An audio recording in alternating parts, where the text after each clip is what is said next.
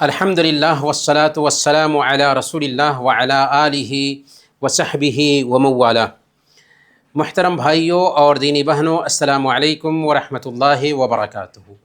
یہ مائی پاتھ کا کلاس ہے، فرائیڈے کے دن کا کلاس ہے۔ اس کلاس میں ہم بیسک نالج حاصل کرتے ہیں، ایسا نالج جو ہر مسلمان کے لیے ضروری ہے، جس کے بغیر کوئی چارہ نہیں۔ ہر مسلمان کے لیے یہ نالج حاصل کرنا ویسے ہی ضروری ہے جیسے کھانا پینا، بلکہ کھانے پینے سے بھی زیادہ ضروری ہیں یہ نالج، کیونکہ ان کے ذریعہ ہم اپنے دین کی حفاظت کرتے ہیں اور دین پر عمل کر پاتے ہیں۔ تو آج بھی ہم قرآن، عقیدہ، فقہ، سیرت اور اخلاق کے چند چیپٹرز سے پڑھنے والے ہیں۔ قرآن کے بارے میں ہم آپ کو بتا دیں کہ ہم نے اب تک 9 سورتیں سیکھ لی ہیں: سورہ الفاتحہ، سورہ العصر، سورہ الکوثر، سورہ النصر، سورہ الکافرون، سورہ المسد، سورہ الاخلاص، سورہ الفلق اور سورہ الناس۔ یہ کل ملا کر 9 سورتیں ہیں جنہیں ہمیں اس کلاس میں یاد کرنا ہے۔ تو 9 سورتیں پڑھی جا چکی ہیں، ان کا ترجمہ بھی سمجھا جا چکا ہے۔ تو اب آپ کا کام رہ گیا ہے سورہ الفاتحہ، سورہ العصر، سورہ الکوثر، سورہ النصر، سورہ الکافرون، سورہ المسد، سورہ الاخلاص، سورہ الفلق اور سورہ الناس۔ ان 9 سورتوں کو یاد کریں اور ہمیں سنائیں۔ تو آگے بڑھنے سے پہلے ہم اپنے بھائیوں سے گزارش کریں گے کہ ان سورتوں میں سے کوئی ایک سورہ آپ کو جو یاد ہے سنائیے۔ عمیر انجم بھائی۔ جی السلام علیکم۔ وعلیکم السلام ورحمۃ اللہ۔ سورہ العصر سنا سکتے ہیں؟ والعصر ان الانسان لفی خسر۔ والعصر إن الإنسان لفي خسر إلا الذين آمنوا وعملوا الصالحات وتواصوا بالحق وتواصوا بالصبر۔ ماشاء اللہ، بہت اچھا۔ اچھا، اور کون ہیں؟ بلال بھائی، سورہ الکوثر سنائیے۔ السلام علیکم۔ وعلیکم السلام ورحمۃ اللہ۔ أعوذ بالله من الشيطان الرجيم بسم الله الرحمن الرحيم إنا أعطيناك الكوثر فصل لربك وانحر إن شانئك هو الأبتر۔ ماشاء اللہ، بہت اچھا۔ عبد الرحمن بھائی، سورہ الاخلاص سنائیے۔ قل هو اللہ احد۔ عبد الرحمن بھائی، آواز شاید نہیں پہنچ۔ وعلیکم السلام۔ وعلیکم السلام ورحمۃ اللہ۔ أعوذ بالله من الشيطان الرجيم بسم الله۔ عائشہ ہیں؟ جی سر۔ ہاں جی، چلیے سنائیے۔ والعصر إن الإنسان لفي خسر ہاں ہاں، إلا الذين آمنوا وعملوا الصالحات وتواصوا بالحق وتواصوا بالصبر۔ ماشاء اللہ، بہت اچھا، بہت اچھا، ماشاء اللہ، ماشاء اللہ، تبارک اللہ۔ تو آپ سے کہنا یہ ہے کہ یہ صورتیں جو 9 صورتیں ہیں اس کورس میں ہمیں یاد کرنا ہے، تو ان صورتوں کو سنتے رہیں اور بار بار سنیں۔ جب ہم بار بار سنتے ہیں نا تو آسانی سے ان صورتوں کو یاد کرنا آسان ہو جائے گا۔ بار بار سنیں اور اچھی آواز میں سنیں، پھر ان کے معنی کو بھی سمجھیں تو یاد کرنا بہت آسان ہو جائے گا۔ اور کوئی ہیں جو سنائیں گے؟ چلیں تو آگے چلتے ہیں، اگلے ہفتہ ہم پھر سنیں گے، لیکن سب لوگوں سے سنیں گے۔ عقیدہ میں ہم تقدیر پہ بات کر رہے تھے اور ہم نے جانا تھا کہ تقدیر کے 4 مراتب ہوتے ہیں۔ مراتب کا مطلب کیا ہوا؟ درجہ۔ 4 اس کے درجے ہوتے ہیں۔ پہلے نمبر پر اس بات پر ایمان لانا کہ اللہ تعالیٰ ہر چیز کے بارے میں جانتا ہے، یعنی انسان کو کتنی روزی ملے گی، اس کی عمر کتنی ہوگی، وہ کون سا عمل کرے گا اور اس کا انجام کیا ہوگا، اللہ ہر ایک کا نالج رکھتا ہے، ہر ایک کو جانتا ہے۔ لیکن اللہ تعالیٰ اپنے علم کے حساب سے فیصلہ نہیں کرتا، بلکہ بندے کے عمل کے حساب سے فیصلہ کرتا ہے۔ بندے کو چونکہ اختیار ہے، اس لیے بندے کے عمل کے حساب سے اگر وہ اچھا کرتا ہے تو اچھا ملتا ہے، برا کرتا ہے تو برا ملتا ہے۔ جیسے کہ دنیا میں ہم دیکھتے ہیں کہ ایک انسان چوری کرتا ہے تو اس کو سزا ملتی ہے، ایک انسان غلط کام کرتا ہے تو اس کو سزا ملتی ہے، اچھا کام کرتا ہے تو لوگ اس کو انعام دیتے ہیں۔ ویسے ہی اللہ تعالیٰ انسانوں کے عمل کو جانتا ہے، اس کی روزی کو جانتا ہے، اس کی عمر کو جانتا ہے، اس کے انجام کو جانتا ہے، لیکن اللہ تعالیٰ اپنے علم کے مطابق بندے کو سزا نہیں دیتا، بلکہ بندے کے عمل کے حساب سے بندوں کو سزا دیتا ہے۔ تو تقدیر پر ایمان لانے کا پہلا مرتبہ یہ ہے کہ یہ یقین رکھا جائے کہ اللہ تعالیٰ ہر چیز کو جانتا ہے، جانتا تھا، جان رہا ہے، جانتا رہے گا۔ دوسرے نمبر پر اس بات پر ایمان لایا جائے کہ اللہ جو چاہتا ہے وہی ہوتا ہے، جو چاہتا ہے وہی ہوتا ہے، اللہ جو نہیں چاہتا نہیں ہوتا، اور جو چاہے گا وہی ہوگا بھی۔ اور تیسرے نمبر پر یہ ایمان لایا جائے کہ اللہ تعالیٰ نے جو کچھ بھی ہونے والا ہے سب کو اس نے نوٹ کر دیا ہے۔ تو اللہ کے علم پر ایمان لایا جائے، اللہ کے ارادہ اور مشیت پر ایمان لایا جائے، اور اس بات پر ایمان لایا جائے کہ اللہ تعالیٰ نے ہر چیز کے بارے میں نوٹ کر دیا جائے۔ اور چوتھے نمبر پر اس بات پر ایمان لایا جائے کہ اللہ تعالیٰ ساری کائنات کو، سارے برہمانڈ کو پیدا کرنے والا ہے۔ تو اللہ تعالیٰ ہر چیز کا نالج رکھتا ہے، جو ہوا، جو ہو رہا ہے، جو ہوگا۔ دوسرے نمبر پر اللہ تعالیٰ نے ہر چیز کے بارے میں نوٹ کر دیا ہے، لکھ دیا ہے۔ تیسرے نمبر پر اللہ جو چاہتا ہے وہی ہوتا ہے۔ اور چوتھے نمبر پر اللہ ہر چیز کا پیدا کرنے والا ہے۔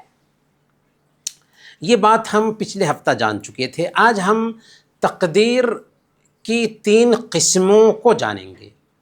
تقدیر کی 3 شکلیں ہوتی ہیں، 3 طرح کی تقدیر ہوتی ہے۔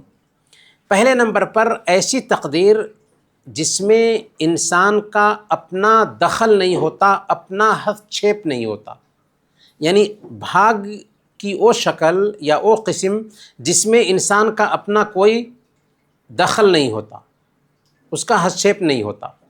دوسری قسم ایسی تقدیر جو علاج کے قابل ہوتی ہے، جس کو ٹھیک کیا جا سکتا ہے۔ اور تیسری تقدیر جس میں انسان کو چننے کی آزادی ہوتی ہے، اختیار کرنے کی آزادی ہوتی ہے، آپشن ہوتا ہے۔ تو پہلی تقدیر جس میں انسان کا کوئی ہستچھیپ نہیں ہوتا، کوئی دخل نہیں ہوتا، جیسے زندگی، موت، چھوٹائی، لمبائی، رنگ، روزی، بارش ہونا، بھوکمپ آنا، اس طرح کی جو چیزیں انسان کی زندگی میں آتی ہیں، یہ سب اللہ تعالیٰ کے فیصلے سے ہوتے ہیں، اس میں انسان کا اختیار نہیں ہوتا۔ ہمارے لیے ضروری ہے کہ ہم ان چیزوں سے راضی رہیں اور ان پر صبر کریں، اور ہم ان چیزوں کو بدلنے کی طاقت نہیں رکھتے ہیں، لیکن ہمیں چاہیے کہ اللہ تعالیٰ جو سارے برہمانڈ کا بنانے والا ہے، دنیا اور آخرت میں ہر جگہ اس سے معافی اور عافیت کا اس سے سوال کریں۔ تو موت، زندگی انسان کے اختیار میں نہیں، چھوٹا ہونا، لمبا ہونا، ناٹا ہونا، خوبصورت ہونا، کالا ہونا انسان کے اختیار میں نہیں، بارش کا ہونا، بھوکمپ کا آنا انسان کے اختیار میں نہیں، انسان نہیں روک سکتا اسے۔ تو اللہ کے اس تقدیر پہ ہمیں راضی رہنا ہے۔ اللہ تعالیٰ جو ایسا کرتا ہے وہ اپنی حکمت سے کرتا ہے، ہم اس کو نہیں سمجھ پاتے کیونکہ ہم ظاہر میں جو چیزیں ہیں اسی کو دیکھ رہے ہوتے ہیں۔ تقدیر کی جو دوسری شکل ہے وہ ہے ایسی تقدیر جس کا علاج ممکن ہے، جس کو ٹھیک کیا جا سکتا ہے اپنی حکمت سے۔ جیسے بیماری آئی تو دوا استعمال کیا جا سکتا ہے اور اللہ تعالیٰ اس میں شفا رکھتا ہے۔ غریبی آئی تو محنت سے کما کر کے غریبی کو آدمی دور کر سکتا ہے۔ اسی طریقے سے آگ لگ گئی تو آدمی پانی سے اس کو بجھا سکتا ہے۔ آدمی کے پاس نالج نہیں ہے تو نالج حاصل کر کے اپنی جہالت کو، اپنی اگیانتا کو ختم کر سکتا ہے۔ اسی طریقے سے انسان سے گناہ ہو گیا تو نیکی کر کے گناہ کو مٹا سکتا ہے۔ تو یہ چیزیں ایسی ہیں، تقدیر کا حصہ ہیں، لیکن اس میں انسان کو اختیار ہے کہ وہ علاج کر کے اس کو ٹھیک کر سکتا ہے، اس کو سدھار کر سکتا ہے۔ تقدیر کی جو تیسری شکل ہے، ایسی تقدیر جس میں انسان کو چننے کی آزادی حاصل ہے، جیسے داخل ہونا، نکلنا، کام کرنا، سونا اور جاگنا، یہ سب بھی اللہ تعالیٰ نے فیصلہ کیا ہے تو ہم کرتے ہیں، لیکن اس میں ہمیں اختیار حاصل ہے، اس میں ہمیں چننے کا اختیار ہے، اس میں ہم مجبور نہیں ہیں۔ اچھا کام کرنا، برا کام کرنا، اس میں ہمیں اختیار ہے، لیکن وہاں پر یہ بھی بتا دیا گیا ہے کہ اچھا کام کرو گے تو تمہیں اچھا انعام ملے گا، برا کام کرو گے تو تمہیں سزا ملے گی۔ اللہ تعالیٰ نے فرمایا وَقُلِ الْحَقُّ مِنْ رَبِّكُمْ فَمَنْ شَاءَ فَلْيُؤْمِنْ وَمَنْ شَاءَ فَلْيَكْفُرْ۔ آپ صاف کہہ دیجئے کہ یہ حق ہے تمہارے رب کی طرف سے، جس کا جی چاہے وہ ایمان لائے اور جس کا جی چاہے کفر کے راستے پر چلتا رہے۔ لیکن اللہ تعالیٰ نے واضح کر دیا إِنَّا أَعْتَدْنَا لِلظَّالِمِينَ نَارًا أَحَاطَ بِهِمْ سُرَادِقُهَا۔ یاد رکھو، اگر تم کفر کا راستہ اختیار کرتے ہو، ظلم کا راستہ اختیار کرتے ہو، ایمان نہیں لاتے، تو ہم نے ظالموں کے لیے ایسی آگ تیار کر رکھی ہے جس کی لپیٹیں انہیں گھیرے میں لے چکی ہیں، یعنی وہ جہنم میں جائیں گے اور ہمیشہ ہمیش جہنم میں رہیں گے، اور وہاں پر کیا چیزیں ملیں گی؟ زقوم کھانے کے طور پر، جس کا ایک قطرہ زمین پر گر جائے تو زمین کے اندر زہر پھیل جائے۔ پینے کے لیے جہنمیوں کے بدن سے نکلنے والا پیپ ہوگا جو کھول رہا ہوگا، ان کو جب پلایا جائے گا تو عطریاں باہر آ جائیں گی پیٹ سے۔ تو اللہ تعالیٰ نے فرمایا احاط بہم سرادقها وَإِن يَسْتَغِيثُوا يُغَاثُوا بِمَاءٍ كَالْمُهْلِ يَشْوِي الْوُجُوهَ۔ اگر وہ وہاں پانی پینے کے لیے مانگیں گے تو ایسے پانی سے ان کا سواگت کیا جائے گا جو تیل کی تلچھٹ کے جیسے ہوگا، اور ان کا منہ بھون ڈالے گا۔ ہم نے جانا کہ تقدیر کی 3 شکل ہوتی ہے۔ پہلی شکل یہ ہے کہ جس میں انسان کا دخل نہیں ہوتا، جیسے زندگی اور موت ہے۔ دوسری شکل یہ ہے کہ جس میں ایک انسان کا دخل ہوتا ہے کہ اس کو ٹھیک کر سکتا ہے، جیسے بیماری ہے، غریبی ہے، کہ اس کو ٹھیک کر سکتا ہے ایک انسان کوشش کر کے۔ اور تقدیر کی جو تیسری قسم ہے کہ جس میں انسان کو چننے کی آزادی ہوتی ہے کہ نیکی کا کام کرے یا برائی کا کام کرے، تو اللہ تعالیٰ نے مجبور نہیں کیا انسان کو، لیکن بتا دیا ہے کہ نیکی کا کام کرو گے تو اس کا تم کو فائدہ ملے گا، برائی کا کام کرو گے تو اس کی تمہیں سزا ملے گی۔ اب ہم چلتے ہیں طلاق کی طرف۔ اسلام نے طلاق کا رول کیوں رکھا ہے؟ طلاق ہم نے بتایا تھا پچھلے ہفتہ کہ یہ آخری حل ہے۔ آخری حل کا مطلب یہ ہوا کہ اگر جسم میں کینسر سرایت کر جائے اور پورے جسم میں پھیل سکتا ہو تو ڈاکٹر کیا کہتا ہے کہ ہاتھ کے ذریعہ سے ہے تو ہاتھ کو کاٹ دو، پیر کے ذریعہ سے ہے تو پیر کو کاٹ دو، تاکہ جسم محفوظ رہے۔ بالکل وہی آخری شکل طلاق کی ہے۔ دوسرے مذہب میں اس کی اجازت نہیں رکھی گئی، تو اس کا نقصان کیا ہوتا ہے کہ شوہر بیوی کو مروا دیتا ہے، بیوی شوہر کو مروا دیتی ہے راستے سے ہٹانے کے لیے۔ جان محفوظ رہے اس کے لیے آخری آپشن کے طور پر طلاق کی گنجائش رکھی گئی ہے، ورنہ شادی ہمیشہ ہمیش کا رشتہ ہوتا ہے اسلام میں۔ لیکن طلاق سے پہلے جو تعلیمات دی گئی ہیں نا، ان کو دھیان میں رکھتے ہیں تو سمجھ میں آتا ہے کہ واقعی طلاق کتنی بڑی نعمت ہے اسلام میں۔ طلاق کوئی خوشی کی چیز نہیں، حلال چیزوں میں سب سے ناپسندیدہ چیز ہے، لیکن طلاق سے پہلے حکم دیا گیا ہے کہ چونکہ طلاق میں بیوی کی طرف سے کوتاہی ہوتی ہے، اس لیے طلاق ہوتی ہے۔ اگر شوہر کی طرف سے کوتاہی ہو تو طلاق نہیں ہوتی، خلا ہوتا ہے، اس کے بارے میں بعد میں جانیں گے۔ تو طلاق سے پہلے یہ حکم دیا گیا ہے کہ بیوی کو سمجھاؤ، سمجھ لیتی ہے تو ٹھیک، نہیں سمجھتی ہے تو بستر الگ کر دو، اگر اس سے بھی نہیں سمجھتی ہے تو ہلکی سی پٹائی کرنی، ہلکی سی۔ یہ ہلکی سی پٹائی کا مطلب کیا ہے کہ گھر کو بچانے کے لیے ہلکی سی پٹائی کرنی ہے، سزا دینے کے لیے نہیں۔ اسی لیے اللہ کے نبی صلی اللہ علیہ وسلم نے کبھی بھی اپنی بیویوں کو نہیں مارا، کبھی بھی نہیں مارا، اور اچھے لوگ اپنی بیویوں کو نہیں مارتے، لیکن جب رشتہ کٹنے کے کگار پہ آ جائے تو وہاں پر ہلکی سی پٹائی کرنی ہے تاکہ رشتہ سدھر جائے۔ چوتھے نمبر پر اگر اس سے بھی نہیں سدھر رہا ہے رشتہ تو شوہر کی طرف سے، بیوی کی طرف سے دو لوگ بیٹھیں گے اور دونوں کے مسئلے کو حل کریں گے۔ یہ 4 مراحل گزر چکے ہیں، ابھی بھی رشتہ ٹھیک نہیں ہو رہا ہے، تب طلاق کی بات آتی ہے۔ لیکن طلاق بھی دینے کا طریقہ بتایا گیا ہے، کیسے؟ اگر ایسی نوبت آ گئی تو بیوی کو ایسی پاکی میں طلاق دینی ہے جس میں اس سے جسمانی تعلق نہ بنایا ہو، پاکی کا انتظار کرنا ہے۔ اگر پیریڈ کے دنوں میں ہے طلاق نہیں دے سکتا، اگر پاکی کے دن ہیں لیکن اس میں جسمانی تعلق بنایا ہے طلاق نہیں دے سکتا۔ تو ایسی پاکی میں طلاق دینا ہے جس میں جسمانی سمبند نہ بنایا ہو۔ اور دوسرے نمبر پر ایک طلاق دینی ہے، 2 3 نہیں، ایک طلاق دینی ہے۔ اور تیسرے نمبر پر طلاق دینے کے بعد ایک ہی بیڈ پر 3 مہینے تک رہنا ہے۔ ظاہر سی بات ہے کہ اگر اختلاف ہو گیا تھا اور ایک بیڈ پر رہیں گے تو شوہر بیوی کا تعلق بن سکتا ہے، جب بن گیا، ایک دوسرے کو قبول کر لیے تو پھر سے رشتہ شروع ہو گیا۔ تو اسلام جو ہے نا طلاق کے اندر بھی حل ہی رکھتا ہے کہ اتنا سب کچھ ہو گیا پھر بھی 3 مہینے ایک بیڈ پر رہنے کی وجہ سے ہو سکتا ہے کہ اختلاف ختم ہو جائے اور پھر رشتہ بننے لگے۔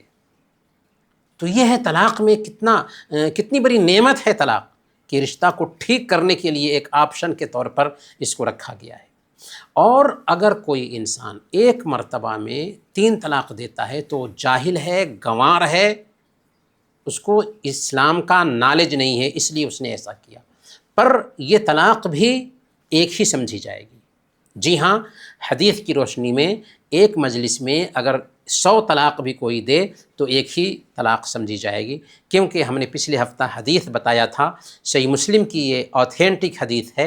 ابن عباس رضی اللہ تعالیٰ عنہ بیان فرماتے ہیں، کان الطلاق علی عہد رسول اللہ صلی اللہ علیہ وسلم و ابی بکر و سنتین من خلافت عمر، کہ اللہ کے نبی صلی اللہ علیہ وسلم کے زمانے میں، ابو بکر رضی اللہ تعالیٰ عنہ کے زمانے میں، اور عمر فاروق رضی اللہ تعالیٰ عنہ کی خلافت کے 2 سال تک ایک مجلس کی 3 طلاق ایک ہی سمجھی جاتی تھی، طلاق ثلاث واحدہ۔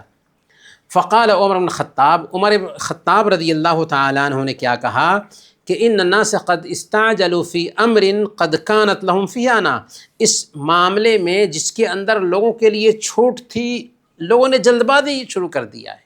فلو امضیناہ علیہم فامضاہ علیہم، کیوں نہ ہم ایک مجلس کی 3 طلاق کو 3 لاگو کر دیں، چنانچہ انہوں نے لاگو کر دیا۔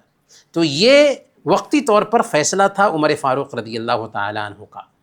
تو آج گنوار اور جاہل لوگ دین کا نالج نہ رکھنے کی وجہ سے اسلام کی بدنامی کا سبب بنتے ہیں، اور میڈیا میں اسلام کے بارے میں اس طرح کی باتیں کی جاتی ہیں، ورنہ طلاق رحمت ہے، رحمت ہے، رحمت ہے۔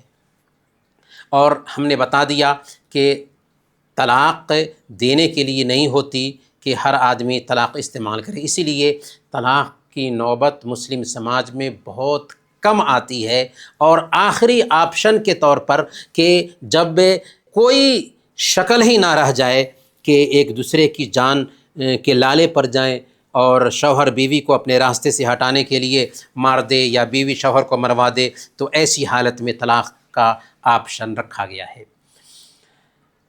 آج ہم رجعت کے بارے میں جانیں گے۔ رجعت کا مطلب کیا ہوتا ہے؟ رجعت کا معنی ہوتا ہے لوٹانا۔ لوٹانے کا مطلب کیا ہوا؟ یعنی اگر کوئی آدمی اپنی بیوی کو طلاق دے دیتا ہے تو ہم نے ابھی بتایا کہ ایک طلاق دے گا اور 3 مہینے انتظار کی مدت عورت گزارے گی۔ اس 3 مہینے میں شوہر اپنی بات واپس لے سکتا ہے، لوٹا سکتا ہے، اسی کو کہتے ہیں رجعت۔ اللہ تعالیٰ سورہ البقرہ آیت نمبر 228 میں بیان فرماتا ہے وَبُعُولَتُهُنَّ أَحَقُّ بِرَدِّهِنَّ فِي ذَلِكَ إِنْ أَرَادُوا إِصْلَاحًا، کہ ان کے شوہر اس مدت میں انہیں لوٹا لینے کا زیادہ حق رکھتے ہیں اگر وہ اپنے گھر کو نباہنا چاہ رہے ہوں، اپنے رشتہ کو بنانا چاہ رہے ہوں تو طلاق دے دیا ہے، ایک 3 مہینے کی عدت ہے، اس عدت میں اگر شوہر اپنی بات واپس لے لیتا ہے، نہیں میں اپنی بات واپس لیتا ہوں، شوہر بیوی کا تعلق بن جاتا ہے، تو گویا کہ رشتہ شروع ہو گیا پھر سے۔ اسی لیے حضرت ابن عمر رضی اللہ تعالی عنہ نے جب اپنی بیوی کو طلاق دے دیا تھا اور وہ حیض کی حالت میں تھی تو اللہ کے نبی صلی اللہ علیہ وسلم نے عمر رضی اللہ تعالی عنہ سے کہا تھا کہ اپنے بیٹے ابن عمر کو حکم دو مرہ فلیراجعھا، حکم دو کہ وہ اپنی بیوی سے رجوع کر لے۔ تو رجعت کی حکمت کیا ہے؟ حکمت یہ ہے کہ شوہر کو سوچنے کا اس سے موقع ملتا ہے کہ اگر طلاق دیا ہے اور اپنی بات پر وہ شرمندہ ہے اور پھر سے رشتہ بنانا چاہ رہا ہے تو بنا سکتا ہے۔ اچھا، رجعت کی شرط کیا ہے؟ کہ اس نے کتنی طلاقیں دی ہوں؟ 1 طلاق دی ہو یا 2 طلاق دی ہو، تو 2 مرتبہ اختیار ہوتا ہے، 1 مرتبہ طلاق دے دیا واپس کر لیا، پھر دوسری مرتبہ طلاق دیا واپس کر لیا، پھر تیسری مرتبہ اب طلاق دے گا تو اب واپسی نہیں ہوگی، اب واپسی تیسری طلاق کے بعد واپسی نہیں ہوتی۔ اسی طریقے سے رجوع جو ہے وہ عدت کے دنوں میں کرے، اور عدت جس سے عورت کے پیریڈ آتے ہیں اس کے لیے 3 حید ہے، اور جس عورت کو پیریڈ نہیں آ رہا ہے اس کے لیے 3 مہینے رکھے گئے ہیں، تو 3 مہینے یا 3 حید عدت کے ہیں، اسی بیچ میں رجعت ہو سکتی ہے، لوٹایا جا سکتا ہے۔ لیکن اگر شادی ایسی عورت سے ہوئی جس کے ساتھ ابھی سمبند نہیں بنایا تو اس کے لیے کوئی عدت ہی نہیں ہے۔ اللہ تعالیٰ نے بیان فرمایا یا ایھا الذین آمنوا اذا نکحتم المؤمنات ثم طلقتموهن من قبل ان تمسوهن فما لكم علیہن من عدت تعتدونها، کہ اگر تم کسی ایسی عورت سے نکاح کرتے ہو اور سمبند بنانے سے پہلے ہی اس کو طلاق دے دیتے ہو تو اس کے اوپر کسی طرح کی عدت نہیں ہے۔ ہاں، اگر اس عورت کو بھی طلاق دے دیا ہے اور پھر سے نیا شادی کر کے اس کو رکھنا چاہ رہا ہے تو اس بات کی گنجائش ہے۔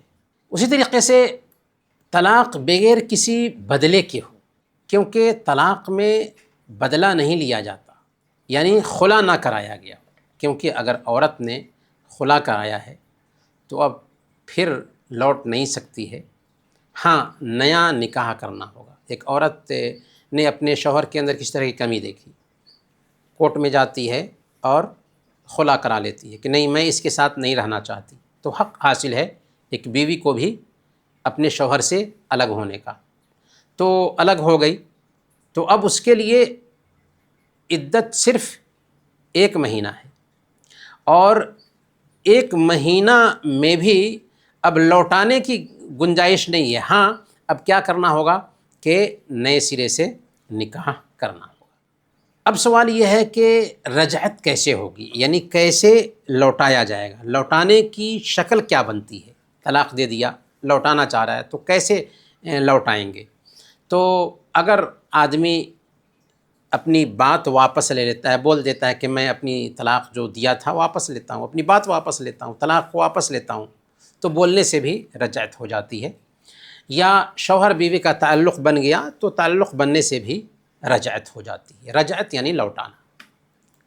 طلاق کے بارے میں کچھ اہم باتیں بھی ہیں جو سمجھنا چاہیے۔ سب سے پہلی بات یہ ہے کہ طلاق چاہے آدمی مذاق میں ہی کیوں نہ دے، طلاق واقع ہو جاتی ہے۔ اس لیے طلاق کو کھیل نہیں سمجھنا چاہیے، طلاق کھیل نہیں ہے۔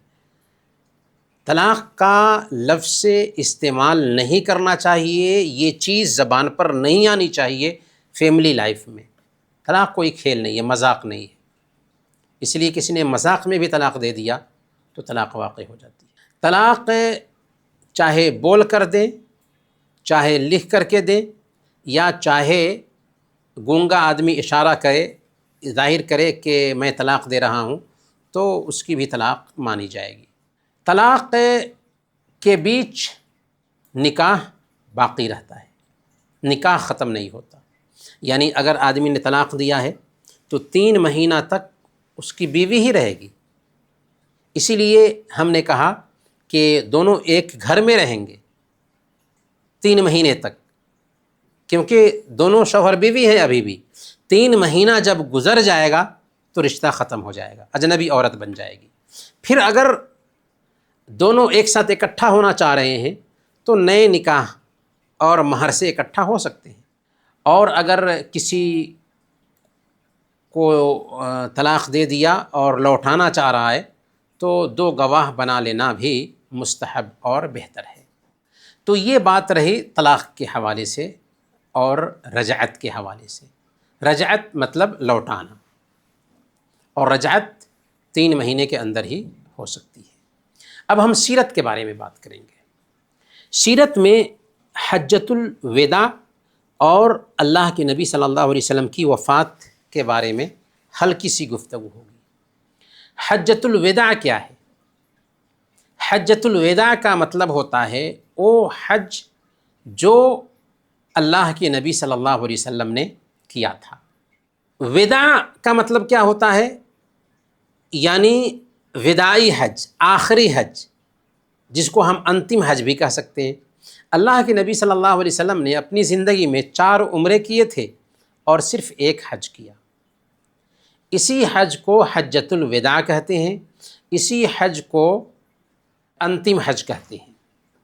اللہ کے نبی صلی اللہ علیہ وسلم نے جب دین کا کام مکمل کر دیا اور آپ کے اپنے رب سے ملاقات کا سمے آ گیا، یعنی زندگی کے آخری پڑاؤ میں پہنچ گئے، تو اللہ کے نبی صلی اللہ علیہ وسلم نے حج کیا۔ اللہ کے نبی صلی اللہ علیہ وسلم عرفہ کے میدان میں باضابطہ وہاں پر خطبہ دیتے ہیں، بھاشن دیتے ہیں، اور اس بھاشن میں صحابہ کرام کی جو سنکھیا تھی 1 لاکھ سے زیادہ تھی۔ ان سارے صحابہ کو بہت اہم باتیں بتائی۔ آپ اگر نیٹ پر سرچ کریں گے حجۃ الوداع کا خطبہ تو آپ کو اللہ کے نبی صلی اللہ علیہ وسلم کے بھاشن کے جو اہم رولز تھے وہ آپ کو مل جائے گا۔ اللہ کے نبی صلی اللہ علیہ وسلم نے اس بھاشن میں ہیومن رائٹس، آج کے ڈیٹ میں جسے بتایا جاتا ہے کہ انسانی حقوق کی ساری باتیں آپ نے اس بھاشن میں بیان کر دی تھی۔ چنانچہ اللہ کے نبی صلی اللہ علیہ وسلم نے اس میں توحید کے بارے میں بتایا کہ ایک اللہ کی عبادت ہونی چاہیے۔ آپ نے اس بھاشن میں مساوات کی بات کی کہ جاتی واد نہیں ہونی چاہیے، چھوت چھات نہیں ہونا چاہیے، بھید بھاؤ نہیں ہونا چاہیے۔ اللہ کے نبی صلی اللہ علیہ وسلم نے انصاف کی بات کی کہ سب کے ساتھ انصاف ہونا چاہیے، ایسا نہیں کہ اونچی جاتی کے ساتھ انصاف ہو، نیچی جاتی کے لوگوں کے ساتھ انصاف نہ ہو۔ اللہ کے نبی صلی اللہ علیہ وسلم نے اس بھاشن میں جان، مال اور عزت کی حرمت کی بات کی کہ ہر انسان کی جان کی حفاظت ہونی چاہیے، ہر انسان کے مال کی حفاظت ہونی چاہیے، چاہے اس کا دھرم کچھ بھی رہے، ہر انسان کی عزت کی حفاظت ہونی چاہیے، چاہے اس کا دھرم کچھ بھی رہے۔ اللہ کے نبی صلی اللہ علیہ وسلم نے اچھے اخلاق کی بات کی، برے اخلاق سے منع کیا، اور سب سے بڑھ کر اللہ کے نبی صلی اللہ علیہ وسلم نے عورتوں کے ساتھ اچھا معاملہ کرنے کا حکم دیا۔ اللہ کے نبی صلی اللہ علیہ وسلم نے اس میں سود کی حرمت بھی بیان کی کہ بیاج حرام ہے، ہمیشہ ہمیشہ کے لیے حرام ہے۔ تو اس حجۃ الوداع کے بھاشن کی بڑی اہمیت تھی، اور آج بھی اس کی بہت زیادہ اہمیت ہے۔ اللہ کے نبی صلی اللہ علیہ وسلم حجۃ الوداع کرتے ہیں آخری حج کرتے ہیں اور اسی کے چند مہینوں کے بعد آپ کی وفات ہو جاتی ہے۔ یعنی حج کس مہینے میں ہوتا ہے؟ ہجری کیلنڈر کے اعتبار سے آخری جو مہینہ ہے اس مہینے میں حج ہوتا ہے۔ اللہ کے نبی صلی اللہ علیہ وسلم نے حج کیا ذی الحجہ کے مہینے میں، اور محرم، صفر، ربیع الاول، تو تقریباً 3 اور 2.5 مہینے کا عرصہ بیتتا ہے کہ اللہ کے نبی صلی اللہ علیہ وسلم کی طبیعت خراب ہوتی ہے اور دنیا سے آپ گزر جاتے ہیں۔ لیکن اللہ کے نبی صلی اللہ علیہ وسلم مدینہ میں جب وفات پاتے ہیں تو آپ نے کوئی سامان نہیں چھوڑا۔ آپ کی حالت یہ تھی کہ مدینہ کے بادشاہ تھے، لیکن آپ کے کھانے کے لیے کبھی صبح میں ہوتا تھا، شام میں نہیں ہوتا تھا۔ آج کھانے کے لیے تو کل کھانے کے لیے نہیں ہے، اور یہ اس وقت کی حالت تھی جب کہ نعمتوں پہ نعمتیں آ رہی تھیں۔ ایسا نہیں کہ اکال پڑا ہوا تھا، بلکہ اللہ کے نبی صلی اللہ علیہ وسلم خود بھی بہت ہی شارٹ کٹ سے زندگی گزارتے تھے۔ اسی لیے اللہ کے نبی صلی اللہ علیہ وسلم نے کوئی سامان نہیں چھوڑا۔ ہاں، اگر انہوں نے کچھ چھوڑا تو اللہ کی کتاب چھوڑی، اپنی سنت چھوڑی جو قیامت کے دن تک انسانوں کا مارگدرشن کرتی رہے گی۔ ہمیں قرآن کریم اور اللہ کے نبی صلی اللہ علیہ وسلم کی سنت کو سیکھنا چاہیے اور اس کو اپنی زندگی میں اتارنا چاہیے، کیونکہ یہی 2 چیزیں ہیں جو ہماری دنیا میں رہنمائی کرنے والی ہیں اور آخرت میں ان کو اپنا کر کے ہم نجات پانے والے ہیں۔ تو اسی لیے اللہ کے نبی صلی اللہ علیہ وسلم کی سنت کو اپنانا چاہیے اور قرآن کریم کو اپنی زندگی میں اتارنے کی کوشش کرنی چاہیے۔ آخری جو ٹاپک ہے وہ ہے اخلاق۔ اخلاق میں آج سے ہم حرام چیزوں کے بارے میں جانیں گے۔ حرام چیزیں مطلب وہ چیزیں جن کا ارتکاب کرنے سے اللہ اور اس کے رسول نے روکا ہے۔ قرآن اور حدیث میں وہ کام کرنے سے منع کیا گیا ہے، وہ حرام ہے اور جس پر سزا طے کی گئی ہے۔ اللہ تعالیٰ بیان فرماتا ہے سورہ الانعام آیت نمبر 151، وَلَا تَقْرَبُوا الْفَوَاحِشَ مَا ظَهَرَ مِنْهَا وَمَا بَطَنَ، کہ بے شرمی کی باتوں کے قریب بھی نہ ہو، چاہے وہ باتیں کھلی ہوئی ہوں چاہے وہ باتیں چھپی ہوئی ہوں۔ یعنی کھلی ہو یا چھپی ہو، جو بھی چیزیں ہیں بے شرمی کی جو باتیں ہیں ان کے قریب مت جاؤ۔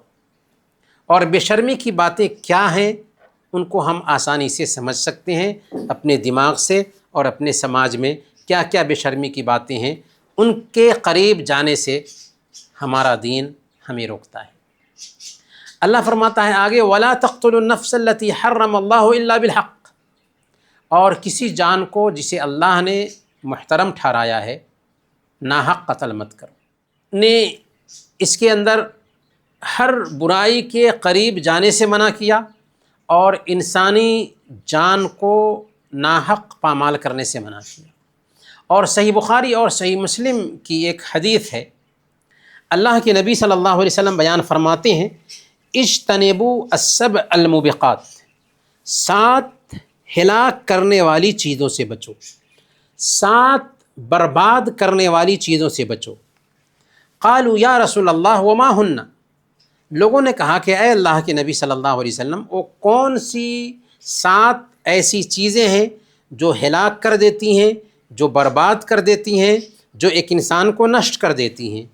اللہ کے نبی صلی اللہ علیہ وسلم نے بیان فرمایا الشرک باللہ، سب سے پہلے نمبر پر اللہ کے ساتھ کسی دوسرے کو شریک ٹھہرانا۔ گویا کہ اسلام میں سارے گناہوں میں پہلے نمبر پر شرک کا درجہ آتا ہے۔ کیوں؟ اس لیے کہ اللہ جو ساری کائنات کا پیدا کرنے والا ہے، ساری کائنات کو چلا رہا ہے، ساری کائنات کا مالک ہے، ساری کائنات کو روزی دے رہا ہے، اس کو چھوڑ کر کے کسی اور کے سامنے ماتھا جھکانا، کسی اور سے مانگنا، کسی اور کو نفع اور نقصان کا مالک سمجھنا، یہ اللہ کے ساتھ کتنی بڑی غداری ہے۔ جو پوری دنیا کو بنایا، پوری دنیا کو چلا رہا ہے، پوری دنیا کو روزی دے رہا ہے، پوری دنیا کو سنبھال رہا ہے، اسی کے سامنے سر جھکانا چاہیے۔ عقل یہی کہتی ہے، جو ہر وقت ہمارے اوپر اپکار کر رہا ہے اس کو چھوڑ کر کے کسی ایرا غیرہ کے سامنے میں ماتھا جھکائیں۔ اسی لیے اسلام نے سب سے بڑا پاپ اسی کو ٹھہرایا ہے۔ سب سے بڑی غلطی، سب سے بڑا ظلم یہی ہے کہ اللہ کے ساتھ کسی اور کو شریک ٹھہرائے۔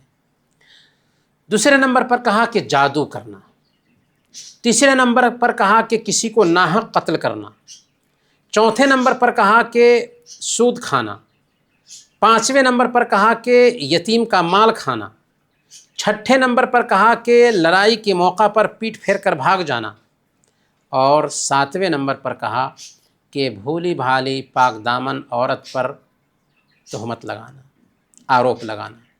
یہ 7 ہلاک کرنے والی چیزیں ہیں، یہ 7 برباد کرنے والی چیزیں ہیں جن کا اگر کوئی آدمی ارتکاب کرتا ہے، جنہیں آدمی کرتا ہے، تو اس کی دنیا بھی برباد ہوتی ہے اور اس کی آخرت بھی برباد ہوتی ہے۔ تو ہم تفصیل سے ان چیزوں کو آج سمجھیں گے۔ سب سے پہلے نمبر پر شرک ہے، اور شرک کے بارے میں ہم جان چکے ہیں، تفصیل سے جان چکے ہیں، اس لیے شرک کے بارے میں اب بات نہیں کرنا چاہتے آج۔ دوسرے نمبر پر جادو ہے۔ جادو کیا ہے؟ جادو جنات اور شیاطین کو استعمال کرنے کے ذریعہ ایک انسان اس علم کو سیکھتا ہے، اور اس کے ذریعہ انسان کو ایسی طاقت مل جاتی ہے کہ لوگوں کے درمیان دوری پیدا کرے، شوہر بیوی میں تعلق خراب کرے، زمین میں فساد مچائے، کسی کو بیمار کر دے۔ جادو کے اندر یہ طاقت پائی جاتی ہے۔ اسی لیے اسلام نے جادو کو کفر کہا۔ جادو سیکھنا کفریہ عمل ہے، ایک مسلمان کسی بھی صورت میں جادو نہیں سیکھ سکتا۔ اسی لیے اللہ تعالیٰ نے بیان فرمایا وَمَا يُعَلِّمَانِ مِنْ أَحَدٍ حَتَّى يَقُولَا إِنَّمَا نَحْنُ فِتْنَةٌ فَلَا تَكْفُرْ، کہ ہم آزمائش ہیں اس لیے جادو سیکھ کر کے کفر مت کرو۔ گویا کہ جادو سیکھنا کفریہ عمل ہے، اسلام سے نکال دینے والا عمل ہے۔ اسی لیے اگر اسلامی کورٹ ہو جہاں پر اسلامی قانون لاگو ہے اور وہاں پر کوئی جادوگر پایا جائے تو اس جادوگر کو قتل کر دیا جائے گا۔ سعودی عرب میں آپ بطور مثال دیکھ سکتے ہیں کہ اگر وہاں کوئی جادوگر پایا جائے یا جادوگرنی پائی جائے اور واقعی ثابت ہو جائے کہ یہ جادوگر ہے، یہ جادوگرنی ہے، تو ایسے انسان کو موت کی سزا ملتی ہے۔ یہ سزا اس لیے رکھی گئی ہے کہ ایسے لوگ سماج میں نہ پنپ سکیں، کیونکہ ایسے لوگ جب سماج میں ہوتے ہیں تو اس کو نقصان پہنچایا، اس کو نقصان پہنچایا، اس کو نقصان پہنچایا، اس کو نقصان پہنچایا، اور سماج میں پریشانی ہی پریشانی رہتی ہے، ادھر بیماری ادھر بیماری ادھر بیماری۔ لیکن ایسے لوگوں کو سماج میں رہنے کی جگہ نہیں ملے گی تو سماج میں پریشانی نہیں آئے گی، سماج میں امن رہے گا، سماج میں پاک دامنی رہے گی، اور سماج ہر طرح سے محفوظ رہے گا۔ اسی لیے اللہ کے نبی صلی اللہ علیہ وسلم نے ایسے لوگوں کے پاس بھی جانے سے منع کیا جو پیٹھ کے پیچھے کی باتیں بتاتے ہوں، پروکش کی باتیں بتاتے ہوں، غیب کی باتیں بتاتے ہوں۔ اللہ کے نبی صلی اللہ علیہ وسلم نے بیان فرمایا، سنن ترمذی کی روایت ہے، من اتی کاہنا او عرافا فصدقہ بما یقول فقد کفر بما انزل علی محمد۔ جو آدمی کسی کاہن اور جیوتش کے پاس آتا ہے اور جو کچھ بھی وہ بولتا ہے اس کی وہ تصدیق کرتا ہے، اس کا وہ سمرتھن کرتا ہے، تو گویا کہ اس نے محمد صلی اللہ علیہ وسلم کی شریعت کا انکار کیا۔ اب دیکھیں گے جیوتش کو، اس کے پاس اس کا علم ہوتا ہی نہیں، وہ دماغ کو پڑھ کر کس طرح کی باتیں کرتا ہے۔ حقیقت میں آپ کے ساتھ جو ہوا ہے اس کا علم اسے نہیں ہے، یا تو وہ جادوگر ہوگا یا دماغ کو پڑھ کر کے یہ سب کرتا ہوگا۔ اسی لیے ایسے لوگوں کے پاس نہیں جانا چاہیے۔ اللہ کے نبی صلی اللہ علیہ وسلم صحیح مسلم کی روایت کے مطابق بیان فرماتے ہیں کہ جو آدمی کسی کاہن اور نجومی کے پاس آتا ہے اور اس سے پوچھتا ہے، تصدیق نہیں کرتا، صرف پوچھتا ہے، 40 دن تک اس کی نماز قبول نہیں ہوتی۔ اس کا مطلب یہ نہیں کہ 40 دن تک نماز ہی نہیں پڑھنا ہے، اس کو نماز تو پڑھنا ہے لیکن اس کا ثواب اس کو نہیں ملے گا۔ تو اس سے پتہ کیا چل رہا ہے کہ ایسے لوگ جو ایمان کے سوداگر ہوتے ہیں، ہمیں اللہ پر بھروسہ کرنا چاہیے اور ایسے لوگوں کے پاس جا کر کے ایمان نہیں بیچنا چاہیے۔ ہاں، اگر کسی طرح سے جادو وغیرہ کا عمل ہو گیا ہے یا آسیب کا اثر ہو گیا ہے، جنات وغیرہ اس کے اوپر سوار ہو گیا ہے، تو قرآن سے علاج بتایا گیا ہے۔ اللہ کے نبی صلی اللہ علیہ وسلم کے اوپر جادو کر دیا تھا لوگوں نے، اللہ کے نبی صلی اللہ علیہ وسلم کے اوپر جب جادو ہوا تو علاج کے لیے اللہ تعالیٰ نے سورہ الناس اور سورہ الفلق اتاری اور ان 2 سورتوں کو پڑھ کر کے دم کیا، الحمدللہ جادو کا اثر جاتا رہا۔ تو جادو اچھے انسان کو بھی کیا لیکن اس کا علاج بھی اللہ تعالیٰ نے بتا دیا ہے۔ اگر کسی کے اوپر جادو ہوتا ہے تو قرآن کریم میں جادو کی آیتیں ہیں، ان آیتوں کو پڑھ کر کے اسی طریقے سے قل هو اللہ احد، قل اعوذ برب الفلق، قل اعوذ برب الناس پڑھ کر کے دم کیا جائے۔ اسی طریقے سے اعوذ بکلمات اللہ التامات من شر ما خلق ہر دن صبح اور شام 3 مرتبہ پڑھ لیں تو جادو اور برے نظر سے ہم بچے رہیں گے۔ اللہ کے نبی صلی اللہ علیہ وسلم نے یہ بھی سکھایا کہ ہر نماز کے بعد ہم آیت الکرسی پڑھیں۔ آیت الکرسی پڑھنے سے ہم جادو اور شیطان کی برائی سے محفوظ رہتے ہیں۔ اور اللہ کے نبی صلی اللہ علیہ وسلم نے ہمیں سکھایا ہے کہ ہم اپنے بچوں کو دم کیا کریں۔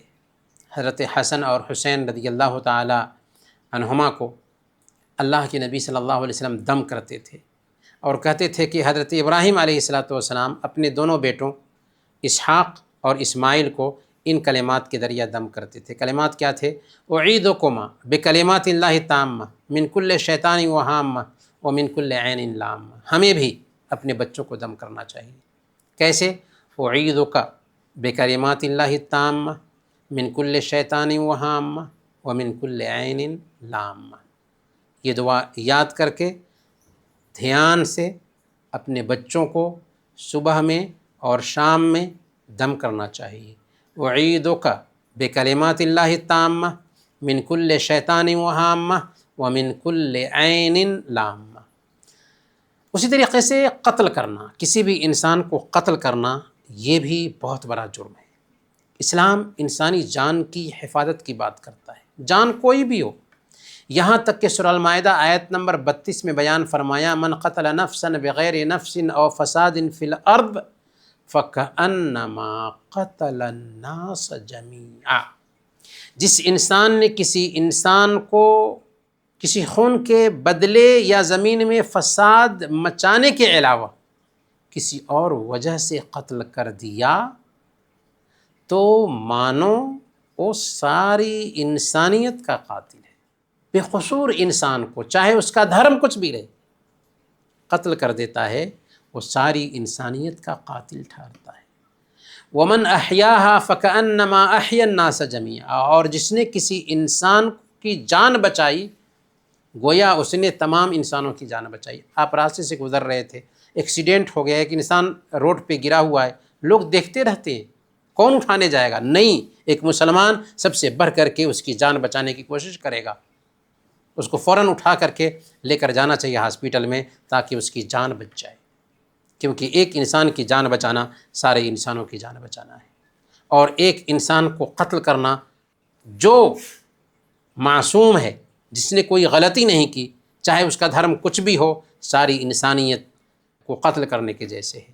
اور اللہ کے نبی صلی اللہ علیہ وسلم نے صحیح بخاری کی روایت کے مطابق بیان فرمایا من قتل معاہدا لم یرح رائحۃ الجنۃ یوم القیامہ، جس آدمی نے کسی غیر مسلم کو جو اسلامی حکومت میں ایگریمنٹ کے ساتھ رہتا تھا قتل کر دیتا ہے تو قیامت کے دن اسے جنت کی خوشبو بھی نہیں پائے گا۔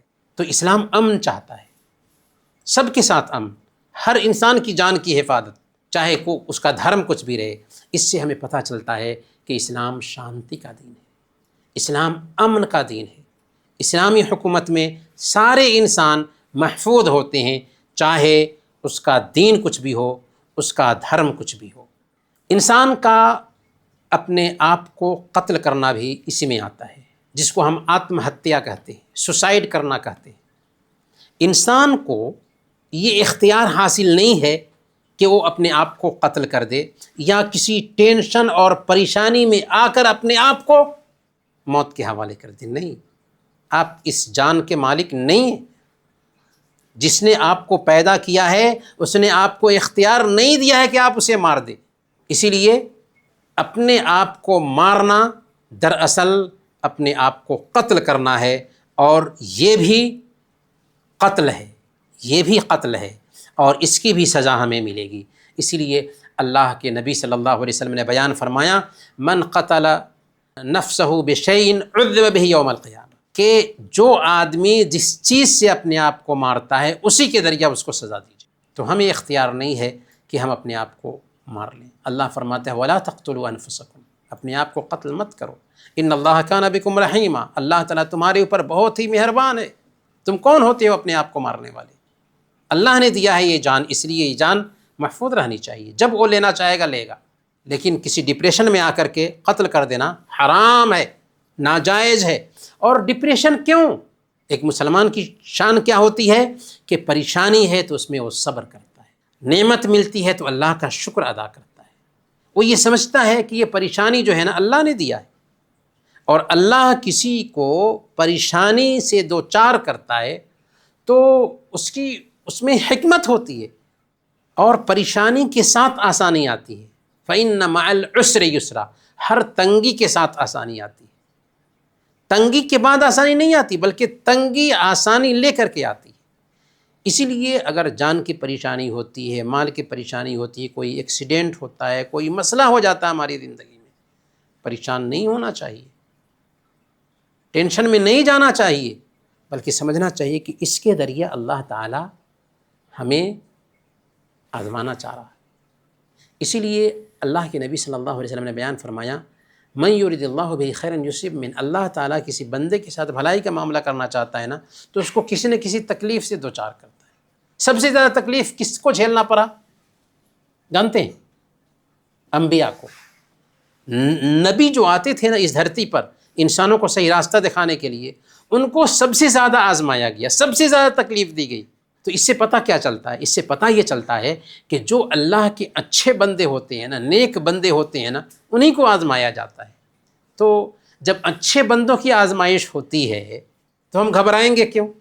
اس لیے ایک مسلمان کبھی بھی ڈپریشن میں نہیں جاتا، سوسائڈ نہیں کرتا، بلکہ زندگی میں اس کے کچھ برا ہوا ہے نا تو اس کو بہتر کرنے کے لیے پلاننگ کرتا ہے. فیل ہو گیا پھر محنت کرتا ہے، پھر کوشش کرتا ہے، یہاں تک کہ وہ آگے بڑھ جاتا ہے، یہاں تک کہ وہ کامیاب ہوتا ہے. اسی طریقے سے یتیموں کا مال کھانا، یتیموں کا مال کھانا بھی یہ ایسی چیز ہے کہ یہ بڑے گناہوں میں آتا ہے. یتیم کون ہوتا ہے؟ یتیم اس کو کہتے ہیں جس کا باپ اس کے بلوغت سے پہلے وفات پا جائے، وہ یتیم ہے. اگر ماں وفات پا جائے تو یتیم نہیں ہوتا، باپ کے مرنے پر یتیم کہلاتا ہے. اور یتیم اپنے سماج کا سب سے کمزور طبقہ ہوتا ہے، جو دوسروں کے سہارے کا محتاج ہوتا ہے. ایک طرف تو اس نے اپنے باپ کا سایہ کھو دیا ہے، اور دوسری طرف وہ رحم دلی اور سہایتا کا محتاج ہوتا ہے. اب اگر ایسے یتیم اور اناتھ بچوں کے ساتھ زیادتی ہو، ان کا حق مارا جائے تو بہت بڑا ظلم ہوگا. تو ایسے لوگوں کے ساتھ بے توجہی برتنا یا ان پر ظلم کرنا بہت سخت سزا کا اعلی کار بنتا ہے. اسی لیے اسلام نے یتیموں کی خبرگیری کرنے پر ہمیں ابھارا ہے. اور اللہ کے نبی صلی اللہ علیہ وسلم بیان فرماتے ہیں، انا وکافل الیتیم فی الجنۃ ہکذا، کہ یتیم کی کفالت کرنے والا، یتیم کی دیکھ ریکھ کرنے والا اور میں جنت میں ایسے ہوں گا. اور پھر آپ نے اپنی دونوں انگلیاں ملائیں. تو اسی لیے یتیموں کے ساتھ میں اچھا معاملہ کرنا چاہیے، ان کی عزت کرنی چاہیے، ان کی اچھی تربیت کرنی چاہیے، ان کو ادب سکھانا چاہیے، ان کو تعلیم دینی چاہیے، اور ان کے ساتھ ویسے ہی معاملہ کرنا چاہیے جیسے ہم اپنے بچوں کے ساتھ معاملہ کرتے ہیں. اور ایسا اللہ کا ڈر ہی ہمیں کرنے پر ابھار سکتا ہے. اگر اللہ کا ڈر نہیں ہے تو ہم ایسا نہیں کر سکتے. اسی لیے ہمیں چاہیے کہ یتیموں کا خیال رکھیں۔ اللہ تعالیٰ سورہ النساء آیت نمبر 10 میں بیان فرماتا ہے ان الذین یأکلون اموال الیتامی انما یأکلون فی بطونہم نارا، کہ جو لوگ ناحق یتیموں کے مال کھاتے ہیں وہ اپنے پیٹ میں آگ بھر رہے ہوتے ہیں، وسیصلون سعیرا، اور قیامت کے دن وہ جہنم میں جائیں گے۔ تو یتیموں کا مال کھانا، یتیموں کو ستانا، یتیموں کے اوپر ظلم کرنا، یہ خطرے کی گھنٹی ہے۔ اسی طریقے سے سود کھانا بھی 7 ہلاک کرنے والی چیزوں میں سے ہے۔ اللہ تعالیٰ فرماتا ہے سود کے بارے میں سورہ البقرہ آیت نمبر 278 یا ایھا الذین آمنوا اتقوا اللہ وذروا ما بقی من الربا ان کنتم مؤمنین، کہ اے ایمان والو اللہ سے ڈرو اور جو سود باقی رہ گیا اسے چھوڑ دو۔ آگے فرماتا ہے فإن لم تفعلوا فأذنوا بحرب من اللہ ورسولہ، اگر تم سودی کاروبار نہیں چھوڑتے ہو نا تو اللہ اور اس کے رسول سے جنگ کے لیے تیار ہو جاؤ، اللہ اور اس کے رسول سے جنگ کے لیے تیار ہو جاؤ۔ گویا کہ سودی کاروبار سخت جرم ہے۔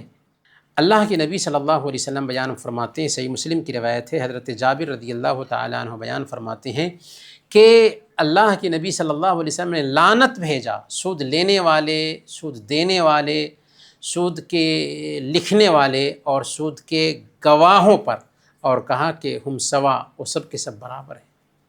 ہم سود کے بارے میں تفصیل سے جان چکے ہیں، لیکن یہاں پر ہے تو ہم اس کو سن لیں۔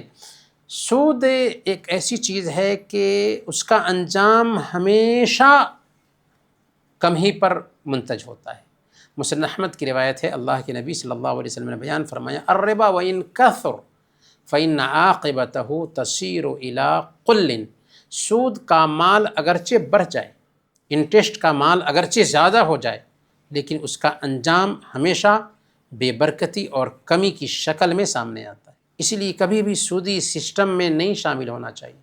آپ دیکھتے ہیں بہت سارے سسٹمز آتے رہتے بینکوں کی طرف سے، سودی بینکوں میں شریک نہیں ہونا چاہیے۔ ہاں ہمارے پیسے ہیں، ہم گھر میں نہیں رکھ سکتے پیسے، بینک میں پیسے حفاظت کے لیے رکھتے ہیں تو کوئی بات نہیں، اس وقت تک رکھ سکتے ہیں، لیکن اس میں جو انٹرسٹ ملتا ہے نا وہ جائز نہیں اسے استعمال کرنا ہمارے لیے۔ اللہ کے نبی صلی اللہ علیہ وسلم نے کہا کہ سود اگرچہ زیادہ ہو لیکن اس کا انجام کم پہ منتج ہوتا ہے، اسی لیے سودی سسٹم میں شریک نہیں ہونا چاہیے۔ اسی طریقے سے اللہ کے نبی صلی اللہ علیہ وسلم نے 6 نمبر پر بتایا کہ لڑائی کے موقع پر پیٹھ پھیر کر کے بھاگ جانا، یہ بھی بڑے گناہوں میں سے ہے، یعنی اللہ کے راستے میں قتال کے موقع پر دشمن کا سامنا کرنے سے بھاگ جانا بڑا گناہ ہے۔ اسی طریقے سے پاک دامن عورت پر زنا کی تہمت لگانا، آروپ لگانا، عزت پر حملہ کرنا، کوئی عورت ایمان والی ہے، پاک دامن ہے، اس کے اوپر کسی طریقے سے الزام لگا دیا، غلط ہے، نہایت ہی گھٹیا حرکت ہے۔ کسی کے اوپر فوراً شک نہیں کرنا چاہیے، بلکہ یہ گندی عادت ہے کہ ایسے لوگ ہمارے سماج میں پائے جائیں جو فوراً کسی کے اوپر شک کریں اور ان کو الزام سے دوچار کریں۔ اللہ تعالیٰ بیان فرماتا ہے ان الذین یرمون المحصنات الغافلات المؤمنات لعنوا فی الدنیا والآخرہ، کہ جو لوگ پاک دامن بھولی بھالی ایمان والی عورتوں پر تہمت لگاتے ہیں وہ دنیا اور آخرت میں ملعون ہیں، دنیا اور آخرت میں ملعون ہیں، ان کے اوپر لعنت ہے۔ اللہ تعالیٰ فرماتا ہے سورہ نور آیت نمبر 19 میں ان الذین یحبون ان تشیع الفاحشۃ فی الذین آمنوا لہم عذاب علیم فی الدنیا والآخرہ، کہ جو لوگ مسلمانوں میں بے حیائی پھیلانے کے آرزومند رہتے ہیں، بے حیائی کو پھیلانے کی کوشش کرتے ہیں، ان کے لیے دنیا اور آخرت میں دردناک عذاب ہے۔ اس لیے جو لوگ بے حیائی کا کام کرتے ہیں، سماج میں بے حیائی پھیلاتے ہیں، بچوں کے اندر بے حیائی پھیلاتے ہیں، ایسے لوگ مجرم ہیں، اور اللہ تعالیٰ نے بیان فرمایا کہ ان کے لیے دنیا میں بھی اور آخرت میں بھی دردناک سزا ہے۔ تو اسی لیے بے حیائی کے کاموں سے بچنا چاہیے، کسی بھی پاک دامن عورت پر الزام لگانا نہایت ہی گھٹیا حرکت ہے، اس سے بچنا چاہیے، سودی کاروبار سے بھی بچنا چاہیے، یتیموں کا مال کھانے سے بھی بچنا چاہیے، انسانوں کی جان کی حفاظت کرنی چاہیے، یہاں تک کہ سوسائڈ کرنے سے بچنا چاہیے، کیونکہ سوسائڈ کرنا بھی اپنی جان مارنا ہے۔ اور اسی طریقے سے جادو سے بچنا چاہیے، جادو کرنے سے بچنا چاہیے، کاہنوں اور نجومیوں کے پاس جانے سے بچنا چاہیے، اور شرک سے بھی بچنا چاہیے۔